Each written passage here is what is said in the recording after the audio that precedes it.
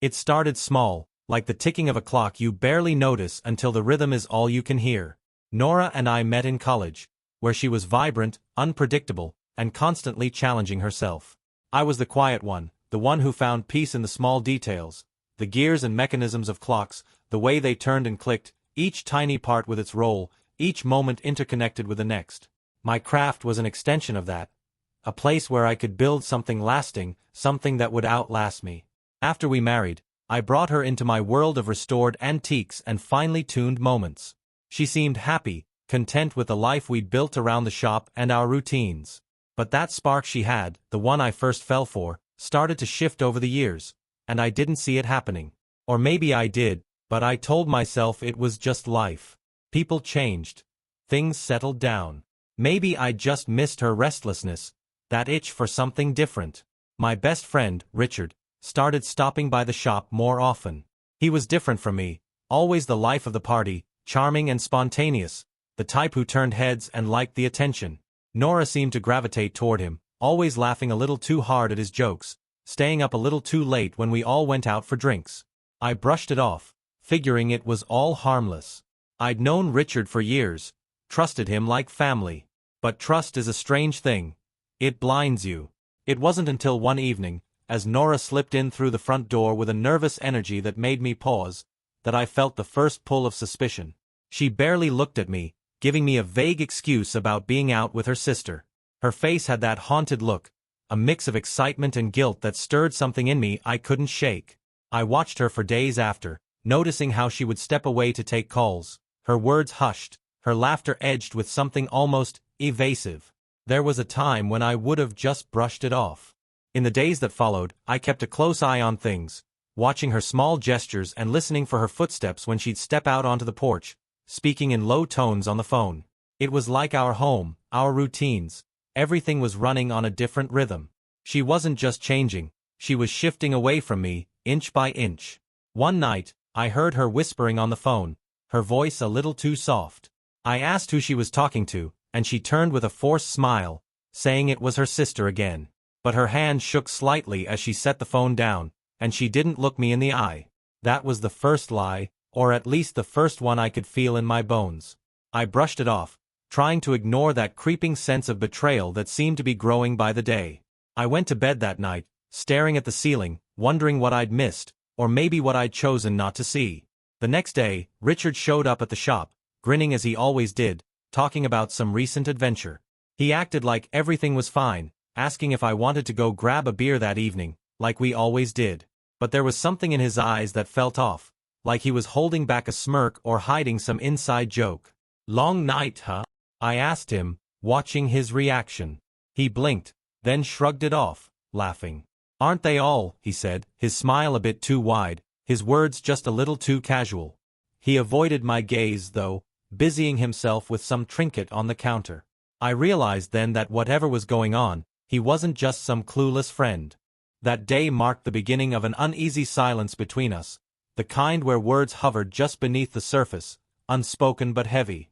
The tension twisted around the normal moments of our life, filling the spaces that used to feel simple.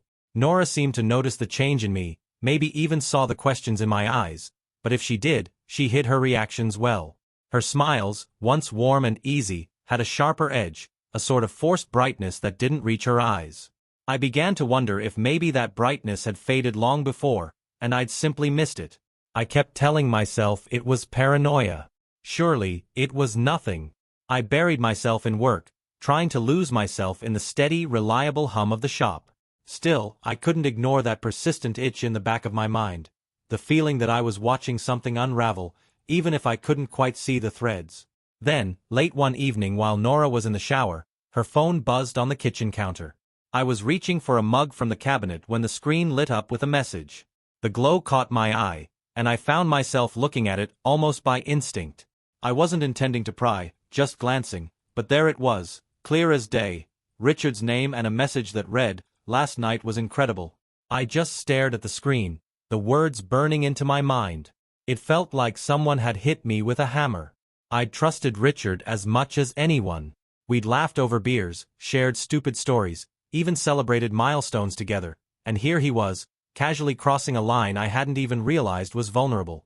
I heard the water shut off, and moments later, Nora's footsteps padded down the hallway. She entered the kitchen, wrapped in a towel, her wet hair still dripping. She spotted me standing there, eyes fixed on her phone. She froze, just for a second, a flicker of something like panic crossing her face before she recovered with a too-easy smile. "Something wrong, Caleb?" she asked, her voice light, even playful, as she reached out for her phone. Her fingers tightened around it a little too quickly though, and she held it close to her chest. "Oh, nothing," I replied, keeping my voice steady, feeling every word stick in my throat. "Just noticed you got a message from your sister. You talk to her pretty often these days, don't you?" She chuckled, but her laugh felt thin, almost hollow.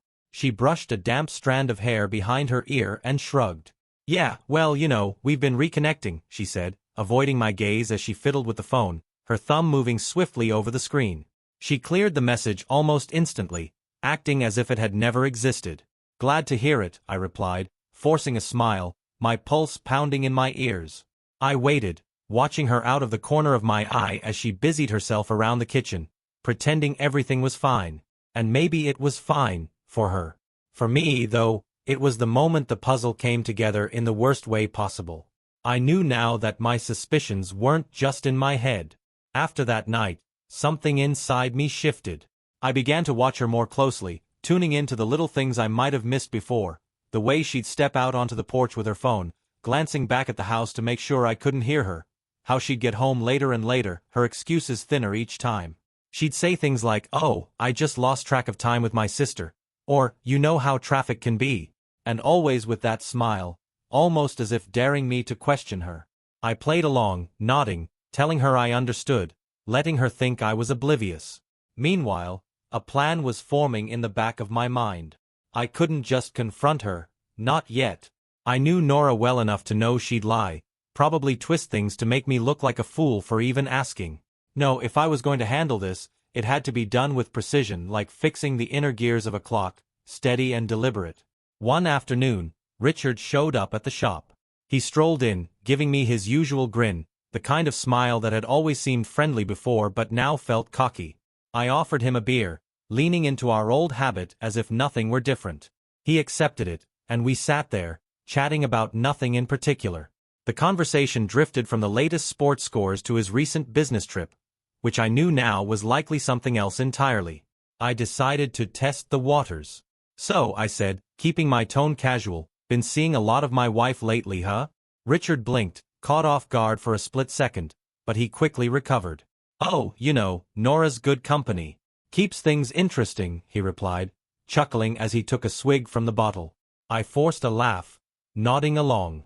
"Yeah, she sure does," I said, watching his face closely, noting the flicker of discomfort that passed over him before he shrugged it off. That little slip told me everything I needed to know. Richard wasn't just hanging around. He was fully aware of what he was doing. That night, as Nora and I sat down to dinner, I felt the tension building again. She chatted on about her day, her words light and carefree, but her eyes never met mine. She was distant, somewhere else entirely, and I could feel myself wanting to reach across the table and shake her, to force her to look at me and acknowledge what she'd done. Instead, I stayed silent, letting her think I was still none the wiser. But the anger in me wasn't quiet.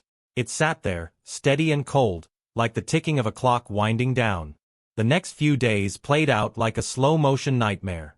Nora moved through the house like everything was normal, laughing at the TV or humming to herself as she cooked, but every smile felt forced. I watched her as if she were a stranger, picking apart each word, every glance she threw my way. She'd catch me looking at her sometimes, and for a brief second, a shadow of guilt would flicker in her eyes before she'd snap back to that cheery facade. It was almost impressive, how easily she kept up the act. I spent those nights in the workshop, pretending to be lost in my work. But the truth was, I was planning. I'd always been good with details, good with patience, skills that were perfect for clockmaking and, as it turned out, for revenge. If she was going to treat this life we'd built together like some passing thrill, I'd make sure she remembered it, every second of every day. It started with the clocks in the house. While Nora was at Herb's sister's one night, I went room to room, setting each clock just a few minutes off.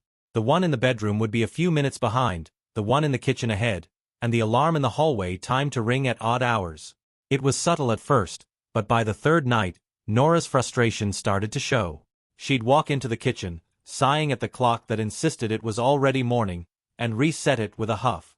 By the following week, she was visibly tired, dark circles under her eyes from being jolted awake by the alarm at strange times. One morning, she came down to breakfast bleary-eyed, rubbing her temples as she looked at me across the table. "Are you having trouble with the clocks too?" she asked, forcing a smile as she poured herself coffee. I shrugged. "They're antiques, Nora. Maybe they're just showing signs of age," I replied, hiding my smirk behind the rim of my mug.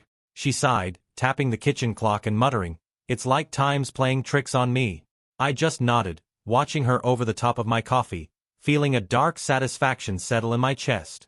Then I added the notes. I'd slipped them inside the clocks, one at a time. They were small reminders, hidden messages that only she would find.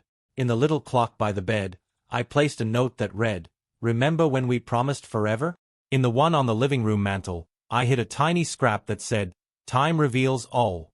Each note was written in my familiar handwriting, a voice from the past echoing through the quiet house. And each time she found one, I'd see her pause, her hand lingering on the clock, her face tightening just a bit as she slipped the note into her pocket. The guilt was starting to gnaw at her, and I could see it. She was unraveling, piece by piece. And I'd barely even begun. As the days wore on, Nora grew jumpier. She'd glance over her shoulder whenever I walked into the room, her gaze darting to the clocks as if they might spring to life and reveal her secret. The notes were doing their job, and I watched with a kind of grim satisfaction as the cracks in her calm grew wider. She'd get this distant, haunted look, her eyes losing that easy brightness they used to have. One evening, after another late night out with her sister, she came home looking worn, her hair disheveled, her shirt buttoned wrong. She didn't bother making up some story this time. Instead, she just gave me a weak smile, muttered something about being tired, and went straight upstairs. I heard her steps hesitate outside our bedroom, where the old alarm clock was ticking louder than usual. I'd set it that way, just enough to irritate, to keep her from sleeping peacefully. I waited a few minutes, then followed her up, pretending to head to bed. When I opened the door, she was standing by the dresser, her fingers brushing over a note I'd left folded under the clock. This one simply said, "Till death do us part." Her face turned pale, and she froze, clutching the note like it had the power to burn her. She must have felt my eyes on her because she looked up, startled, quickly shoving the note into her pocket. "Everything okay?" I asked, leaning casually against the doorframe, watching her. She cleared her throat, forcing a smile that looked more like a grimace. "Oh yes. Just, this old clock is being strange again." She laughed, the sound brittle and hollow. "It's like it's trying to tell me something." "Maybe it is," I replied, meeting her eyes. "Time has a way of revealing things, doesn't it?" Her face tightened, and for a second, I thought she might break down right then and there, maybe spill everything. But instead, she just nodded, her eyes sliding away from mine. Yeah, I guess it does." She climbed into bed, her back to me, curling into a tight ball under the covers. I stayed up a while longer, sitting by the window, listening to the ticking of the clocks echo through the silent house, knowing that each chime was a reminder that she couldn't shake. The clockwork rhythm felt almost soothing, a reassurance that my plan was ticking along perfectly. The following morning, Nora moved around the house like a ghost, her eyes hollow, her steps hesitant. She didn't linger in rooms with clocks anymore, which was nearly impossible since I'd placed one in nearly every corner of the house. Each clock ticked with its own unique beat, out of sync with the others, creating this cacophony that no one could ignore. It was as if time itself had turned against her. She went to grab her keys from the hallway table, and her hand froze as she noticed another small note tucked under the bowl. I watched from the kitchen, keeping myself out of view, but close enough to see her reaction. Her fingers shook as she unfolded the paper, reading the words I'd scrawled out. "Secrets can't stay buried forever." She crumpled the note in her hand, her shoulders slumping as she let out a shaky breath. For a second, I thought she might collapse right there. Instead, she shoved the note in her purse, her face tight with frustration and a hint of fear. She glanced around, as if looking for something or someone, maybe half expecting me to be standing right there, watching her. At that moment, I felt a flicker of satisfaction, a sense of control that I hadn't felt since discovering her betrayal. She was finally feeling the weight of her actions, living with the creeping anxiety of being found out. Later that evening, I invited Richard over under the pretense of helping me with a clock repair. Nora's face drained of color when I casually mentioned it to her. "Richard's coming by tonight to look at that old clock from the shop," I said, watching her reaction. "Oh," she tried to sound indifferent, but her voice cracked just slightly, her fingers gripping the edge of the countertop. Did he say when he'd be here?" "Around 7, I replied, letting the words hang in the air. "Just the usual, you know. He's always been a good friend, hasn't he?" She nodded quickly, looking away, muttering something about making herself scarce while we worked. But I knew she was rattled, her mind likely racing through every moment she and Richard had shared behind my back. And I'd make sure she stayed rattled. When Richard arrived, he seemed his usual careless self, grinning as he walked into the workshop. I welcomed him in with a friendly slap on the back, keeping my own expression light, as though nothing were amiss. We cracked open a couple of beers, sitting down to work on an antique clock I'd laid out on the workbench. But as we talked, I kept the conversation focused on time, loyalty, and trust. I spoke of how every part of a clock is connected, how one piece falling out of place disrupts the whole mechanism. Richard chuckled along, taking swigs of his beer, but I could see a flicker of unease in his eyes, a hint that he was starting to pick up on my words. By the end of the evening, he looked almost relieved to leave, but there was a tension there, a subtle crack in his easy confidence. And I knew that, just like Nora, he wouldn't be able to shake off the feeling that something was coming, something he couldn't see or control. After Richard left, I sat in the workshop for a while, feeling the satisfaction settle over me like a quiet calm. This wasn't the end, not yet, but I could see the path forward, each step as precise as the ticking of a well-tuned clock. The days that followed were some of the strangest in my life.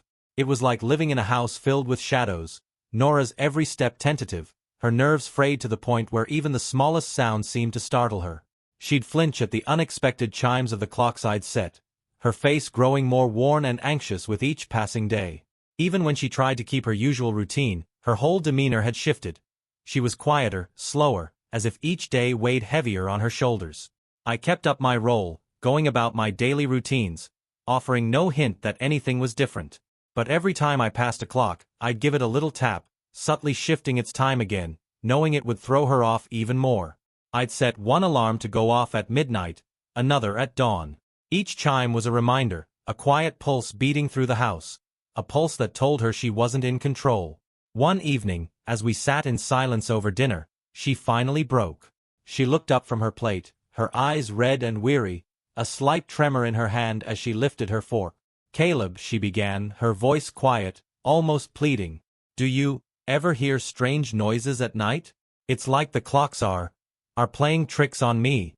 I put down my knife and fork, tilting my head in a show of mild confusion. "Strange noises?" "Just the clocks doing their usual thing, ticking away," I replied, shrugging. "I suppose if you're not used to them, it might seem odd. But we've had those clocks for years." She fidgeted, biting her lip, her eyes dropping to her plate. I don't know. I feel like I can't get a good night's sleep anymore. Every time I think I've settled in, one of those alarms goes off, or I hear ticking in the hallway." I watched her struggle for words, her unease clear in every gesture. It was strange, watching the woman I thought I knew unravel like this, revealing her vulnerability. And yet, it only fueled my resolve. She'd been so careless with our life, our marriage, so ready to throw it all away for some thrill with Richard. Now she was tasting the consequences, and part of me couldn't help but feel a dark sense of satisfaction. I reached out, laying my hand gently over hers, making her flinch slightly before she relaxed. "Maybe it's just stress," I suggested, my tone calm and sympathetic. "We all go through tough times. And hey, clocks can get temperamental. Sometimes they chime out of sync, just like people." She gave a shaky laugh, a sound that barely held together. "Maybe you're right," she said, looking at me with something almost like guilt. "Maybe I just need to clear my head." The quiet desperation in her voice told me she was already starting to break. And I had more in store for her. Just a few more well-timed moments, a few more quiet nudges, until the full weight of her choices would press down on her with a clarity she'd been avoiding. The following weekend, I decided to take things up a notch. I'd noticed Nora slipping into our bedroom earlier and earlier each night, probably hoping she could get some rest before the clocks would inevitably start their haunting chorus. But I had a plan to make sure sleep stayed just out of reach. I stayed up late in the workshop that night, listening as the house grew silent. Around midnight, I started with the grandfather clock in the hallway. I carefully rewound it, adjusting the chime to ring every hour, each strike just a touch louder than usual. Moving from room to room, I reset every clock to chime at staggered intervals throughout the night, timing it so that she'd never know more than a few minutes of peace. Around 2 a.m., as I finished setting the small desk clock in her study, I heard the soft creak of footsteps above me. Nora, likely stirred from sleep, probably wondering what was going on. I held my breath, waiting in the darkened room, listening as she shuffled to the hallway. She paused at the top of the stairs, then turned back toward the bedroom, her footsteps heavier than usual. She was wearing down, and soon, it would be time for her to confront the truth. By the time morning came, she looked half alive, dark circles beneath her eyes, her skin pale against the bright light of day. She stumbled into the kitchen, clutching her coffee mug like it was a lifeline, barely glancing in my direction. "Rough night?" I asked, pouring myself a cup as if everything were completely normal. She gave a half-hearted nod, staring into her coffee with a hollow expression. "I keep hearing those damn clocks. They just won't stop," she muttered, her voice barely above a whisper. "Every time I close my eyes, it's like they're mocking me." I leaned back, sipping my coffee, keeping my expression neutral. "Funny, I haven't noticed anything unusual," I said, feigning a casual shrug. "Maybe it's just in your head." She stared at me, her eyes wide, almost pleading. "Caleb, it feels like I'm going crazy. I swear, it's like the clocks have a mind of their own." I held her gaze, letting a quiet tension build before answering. "Well, Nora, sometimes people hear what they need to hear," I said softly, my tone calm, almost soothing. "Sometimes, time has a way of reminding us of things we'd rather forget." Her face fell, and for a moment, she looked utterly defeated. She looked down at her hands, fidgeting with her mug, as if searching for the right words. But she couldn't bring herself to say anything, and after a long heavy silence, she quietly stood up and retreated back to the bedroom, leaving her coffee untouched on the table. I watched her go, feeling the satisfaction settle in once more.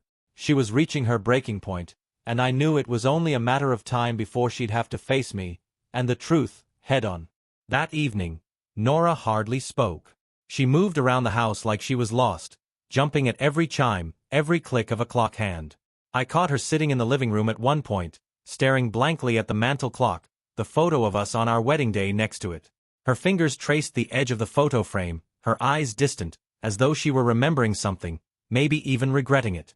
I could see the weight of her guilt growing heavier each day, pressing down on her in ways I knew she couldn't ignore much longer.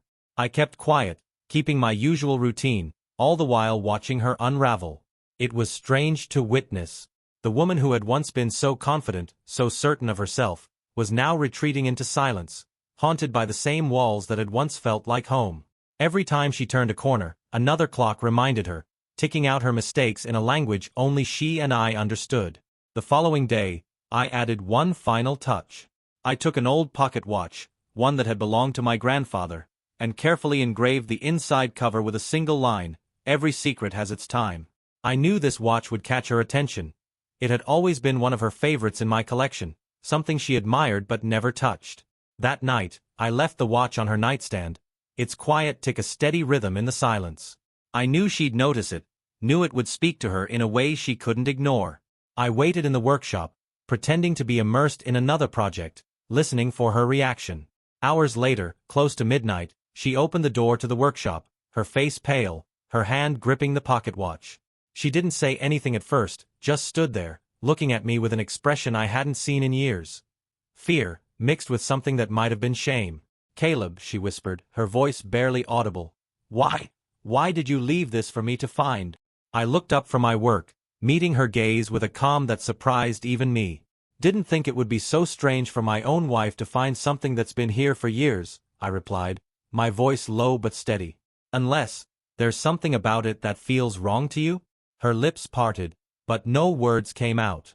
She just stared at me, eyes wide, as though she were struggling to find a response. "Nora," I continued, my tone soft but unyielding, there's no clock in the world that can run forever on a lie. Eventually, time catches up. She took a shaky breath, clutching the watch tighter, her knuckles white. Caleb. She trailed off, her voice choked, as if she were on the edge of confessing but didn't have the strength. I kept my gaze fixed on her, waiting, letting the silence stretch, knowing that I'd finally backed her into a corner where she'd have to face her choices. Nora's unease grew with each passing day, and the tension in the house became almost tangible. She started avoiding me, slipping out early in the mornings, spending hours out of the house, coming back late with vague explanations. She barely looked me in the eyes anymore, and when she did, her gaze was guarded, nervous. I could see her guilt in every little movement, every halting word. One evening, I returned to the house after closing the shop and found her in the living room, a half-packed suitcase beside her. She looked up, startled, clutching a shirt in her hands. Her eyes darted around, clearly looking for an excuse, something to explain away the suitcase and the guilt etched into her face. "Going somewhere?" I asked, my voice calm, though I could feel the weight of everything unsaid pressing down between us. She stammered, her gaze dropping. "Oh, I thought I'd, visit my sister for a few days. I need some space to clear my head," she murmured, her voice barely holding together. I watched her, letting a long silence stretch out before replying. "If you need space, you don't have to lie to get it," I said softly, my tone even but pointed.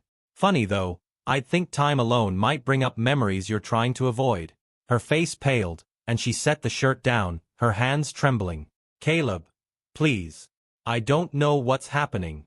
I feel like I'm losing my mind." Her voice cracked, a desperate edge creeping in. I walked over to the old grandfather clock in the corner, tapping it lightly, its gears clicking softly. "Maybe you are, Nora," I replied, my voice quiet, almost gentle. "Or maybe it's just the weight of all the secrets catching up to you." She stared at me, her expression wavering between fear and something close to anger. "Why are you saying these things?" she whispered, a trace of defiance in her voice. "Do you think I don't notice the clocks? The notes? The way they chime at all hours of the night?" "Notice what?" I asked, tilting my head, feigning innocence. "They're just clocks, Nora. Time moves on, whether we like it or not." She flinched, her eyes darting to the clock, the ticking suddenly loud and oppressive in the silence. I can't keep living like this, Caleb," she said, her voice breaking. "I feel like I'm being haunted." "Haunted by what, exactly?" I asked, holding her gaze. "Memories? Or the truth you're running from?" Nora's face contorted, a mixture of frustration and guilt. She opened her mouth to speak, then closed it again, clearly struggling with what to say. Her eyes dropped to the floor, and for a moment, I thought she might finally confess. But she didn't. Instead, she let out a shaky breath, her hands twisting together as she stepped back from the suitcase, abandoning her attempt to escape. "I just need some rest," she muttered, her voice barely audible, and with that, she turned and walked down the hall to the bedroom, leaving the half-packed suitcase sitting on the floor. I stayed in the living room, the ticking of the grandfather clock echoing in the silence. She was close, so close to breaking, and I knew it was only a matter of time before she'd have no choice but to face what she'd done. That night, I waited until Nora was fast asleep before I set my next move into place. She'd been reaching for excuses, attempting to flee rather than face what was unraveling. But I wasn't done yet. I knew that she'd retreat back into lies unless the truth became inescapable. I slipped quietly into our bedroom and carefully opened the drawer of her nightstand, where she kept her belongings. Among them was a small, folded photo of us on our wedding day, our smiles wide, faces full of the kind of hope and trust I'd thought would carry us through a lifetime. I placed another note beside it, one simple line that read, "For better or worse, till death do us part." Then I reached for her phone, knowing that a quiet, sudden reminder of what she was running from would be enough to set the final turn in motion. I sent a single message to Richard, knowing she'd see it when she woke. "We need to talk. Caleb is starting to notice." With everything in place, I returned to the workshop, waiting for the morning. I knew what was coming. I'd spent enough time watching her unravel to know exactly how she'd react. At dawn, I heard a gasp from the bedroom, followed by the frantic shuffle of footsteps down the hallway. I glanced up, pretending to be surprised when she entered the workshop, her face flushed, her breathing ragged. "Caleb, did you touch my phone?" she demanded, her voice high, wavering. I looked up, feigning confusion. "What are you talking about?" There's a message to Richard," she stammered, her eyes widening. It says you're starting to notice." Her face twisted, her eyes searching mine, desperate to believe it wasn't happening. I took a long pause, letting the weight of her questions settle over us. "You know, Nora," I said softly, "if you had nothing to hide, it wouldn't matter, would it?" She stared at me, her face a mixture of horror and helplessness. "Caleb, I don't know what you're trying to say," she whispered, her voice barely audible. I watched her, keeping my expression calm, unyielding. "You and Richard," I said, my words heavy, deliberate. "I know, Nora. I've known for a while now." Her face went pale, her hand covering her mouth, a silent gasp escaping her lips. She took a shaky step back, gripping the doorframe for support, her entire world crumbling in an instant. "You didn't think it would come to this, did you?"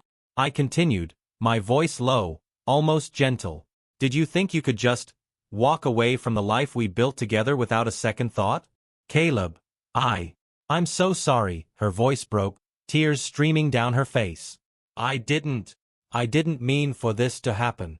But I'd heard enough." I held up a hand, stopping her, the finality of it settling over us like a cold weight. "There's no need to explain," I said quietly. "You've made your choices, Nora. Now you'll live with them. Every chime, every tick, every reminder in this house. It'll all be yours to carry alone." She collapsed onto the floor, sobbing, the full weight of her betrayal pressing down on her. I turned and left the room, her cries fading into the echo of the ticking clocks, each one a reminder of what she'd destroyed. In the days that followed, Nora barely left the bedroom. The vibrant, confident woman I'd once known had faded into a shell of herself, worn down by guilt and the relentless ticking that filled every corner of our house. She tried resetting the clocks, even took some of them down, but no matter what she did, time kept moving, kept reminding her of the life she'd thrown away.